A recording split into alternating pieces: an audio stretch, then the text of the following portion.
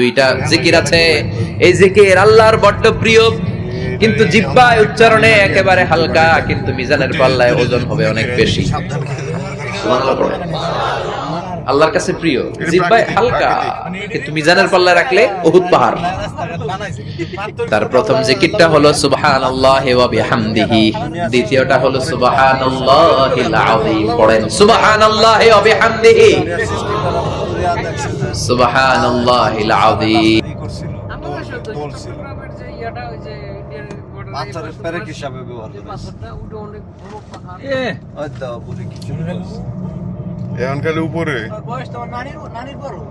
সেই বাড়ি না, সেই বাড়ি না, এটা সব আলু করবো বাড়া দাও, বাড়া সব বাড়া। তাই না? এই যে যারা মন্তানিয়া পছন্দ করে এরা গরম হয়ে যায়।